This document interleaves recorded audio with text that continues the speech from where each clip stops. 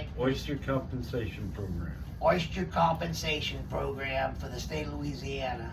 So I was asking him, I don't even know where to begin to ask him how it works. Like, so that's what I asked him. So what's your, like, tell us. But Like, what's the first start of it? Like, what were you, like, okay, so you have this, well, there's you have oyster a book? leases everywhere. There's oyster leases everywhere on the coastline. And if we're having a project like this right here, let's say we're going to restore the coastline or build an island right here. Mm-hmm. If there's any oyster leases within there, we would have to assess this portion of it, and it'd be the project was going to impede on it. We would have to compensate them for the acreage that would be within the project area. Okay, so Even if there weren't any oysters at all, right, we would still have to compensate them compensate for the and how would they monetarily. monetarily? So what's some figures like? Oh, And yeah, is it measured in yards? Is it measured in acres? It's acres, and you know, a couple $1,000s here and there. It's not a right. thing. But so that's if somebody would acquire a big plot of land, Mm-hmm. they have That's to. what they do. They so it has to. So it gets assessed. I guess it's property assessed or whatever. But there's really 7 to 8 individuals that, because originally when they started the oyster program, each individual was allowed to have 2,500 acres of leased oyster grounds from the state. 2,500 acres of Right. leased Now, oyster ground. So what they did was, It's a lot. now you as an oysterman, I'm going to get an entity saying John Ray Broussard Oysters. Another entity, Oysters by John Ray. Another one, Silver Knight. Another one, Rooster Right. Broussard. Right.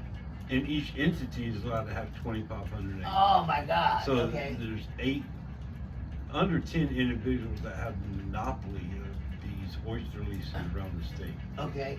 And they maintain them by. Does it come? How often do they come up for bids? Do people die off and family members run Yeah, out? family You know? people take it over, but yeah, it stays in the family. Unless it's unproductive grounds, Yeah. they'll lose it. But a lot of them hang on to it just because they want to.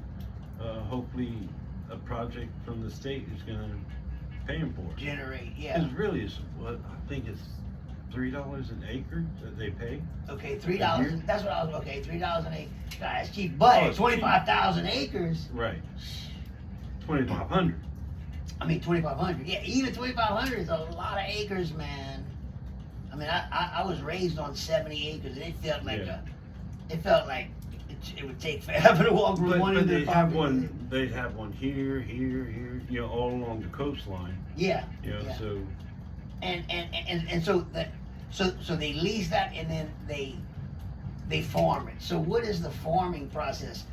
Do they have to plant a they bunch have of? to culch it, like rocky material, Uh-huh. like old road debris. Yeah.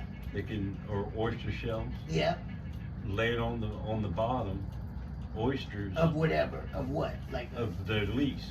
Okay, and the the lease salinity being is the lease is salt water. water, fresh water, It's brackish? brackish water. Really? Oysters are in the middle. Right, yeah, because I know it's like right there, right? I know, I see it. I know where they hang out. Like I've seen it in Grand Isle, you know. Yeah.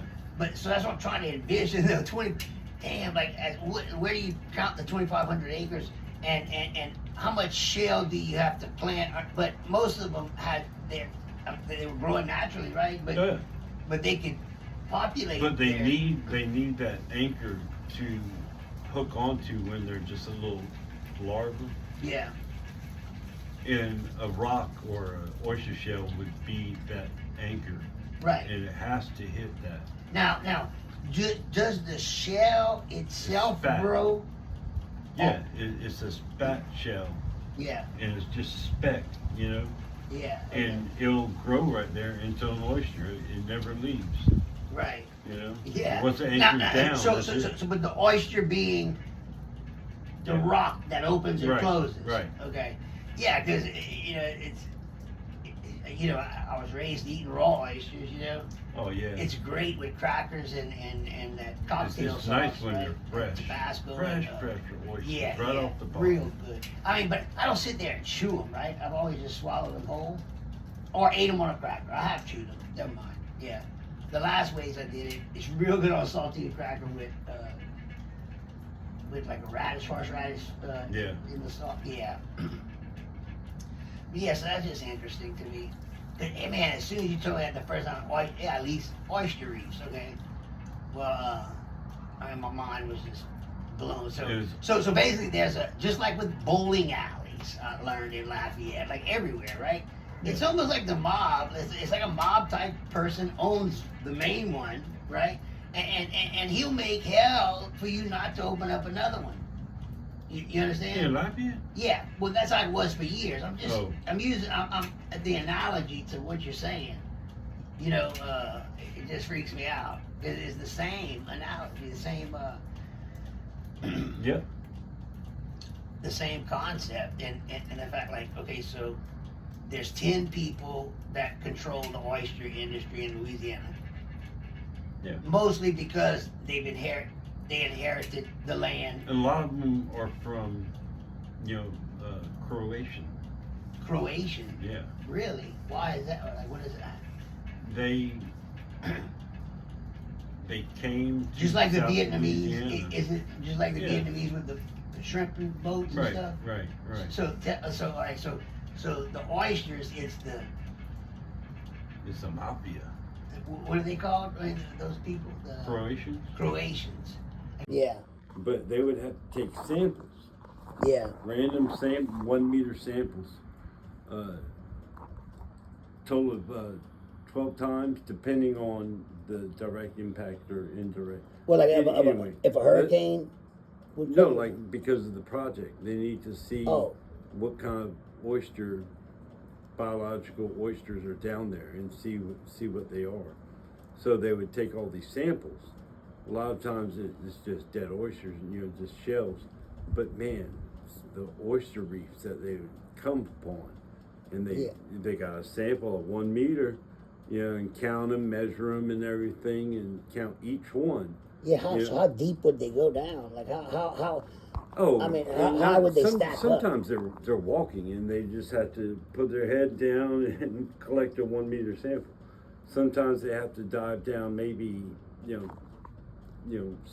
feet. Okay, so it's not too much, right? It's because it's mostly on the coast. Yeah, exactly. Right, where the water, where the tide comes in and out. Right. Yeah, and it all plays a part. But man, when they put them on the deck to count them, and I'm with them, I'm just eat them right there raw. So hey, let me ask you this.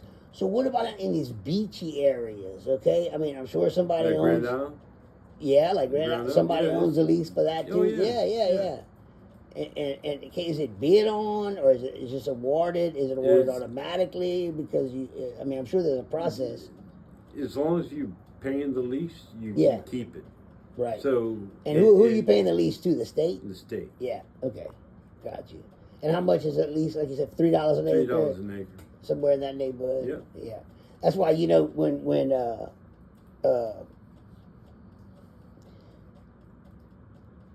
the Alibaba first came out, Alibaba before Temu. Oh yeah. Temu is like the wish list for people that wanted to. Well, like if I open up a store, like I was looking to order some leggings, like my wife, for her, buying in bulk, 100 pairs for whatever amount, and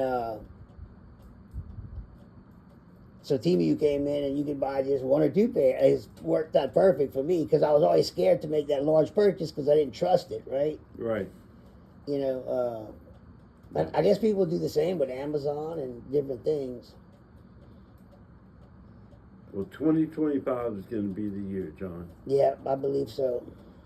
I'm prepared. I've prepared for it for the last couple of years. Getting back in my stride, getting in my groove, mastering my, I put my 15 years in.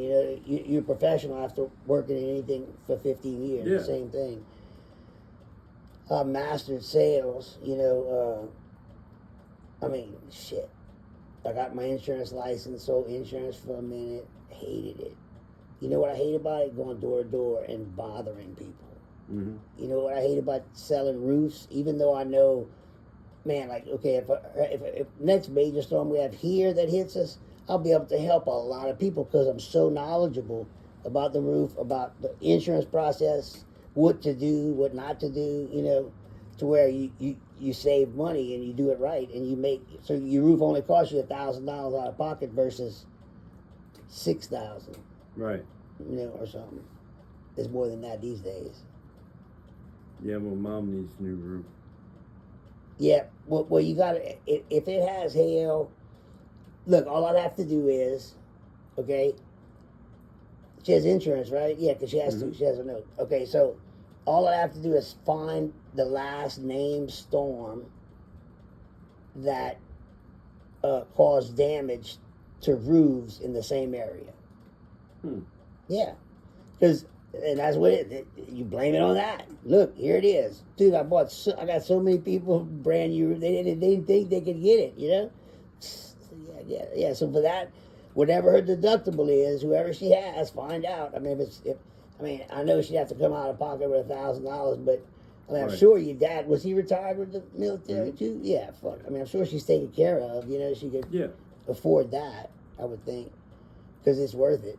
Yeah. You know. Just for the house. Well, it's worth it, man. You just, dude, you don't. Yeah, it makes a world of difference. A roof is the house. What I learned, you know. It's true. Without the roof, I mean, it's